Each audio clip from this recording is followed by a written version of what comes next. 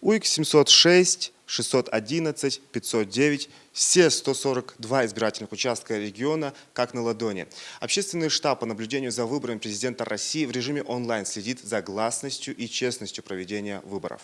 Все 3 дня члены общественного штаба по наблюдению за выборами смотрят в оба, чтобы не допустить каких-либо нарушений. В штабе подводят предварительные итоги. В эти 3 дня, в принципе, никаких вот таких вот нарушений, за которыми мы должны были звонить председателям УИК, таких нарушений не было. Конечно, бывают моменты, когда, например, какие-то там шарики воздушные закрывают, они же вот как-то украшают эти участковые избирательные, да, растения, которые надо, большие там цветы, закрывают камеру, мы сразу отправляем мобильную группу и пытаемся дозвониться до председателя УИК, они на месте решают этот вопрос, потому что штаб продолжает работать и продолжает наблюдать за ситуацией.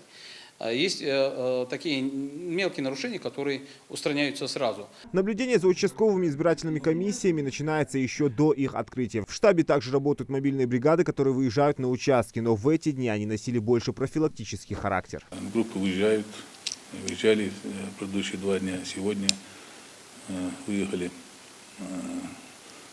по наблюдению обстановки этих избирательных участков. В ходе выезда каких-то существенных нарушений нами не выявлено, не обнаружено. Работа идет, продолжается. Активность избирателей наблюдается. Я сам вчера проголосовал на 617 участке. Взял члена своей семьи, тоже отдал свой голос за кандидата. Накануне работу штаба проверил и оценил глава Ингушетии Махмутали Калиматов, подчеркнул, что главная цель работы штаба – это обеспечить легитимность выборов президента страны. В общей сложности здесь работают в 2 смены по 14 человек. Многие из них выезжают на места и проверяют созданные условия на участках. На всех участках, в которых мы были, ящики были опломбированы, все было проделано так, как должно быть в рамках закона.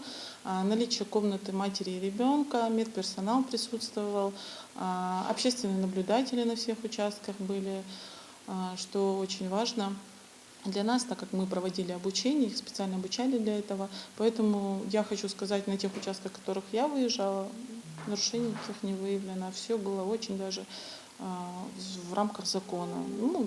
Проводились какие-то мероприятия активные в плане того, что там развлекательные мероприятия, концерты, танцы, все такое. Штаб продолжит работу до 15:00 18 марта. Здесь будут следить за процессом подсчета голосов до последнего. Зелимхан Калоев, Султан Магушков, Магаз 24.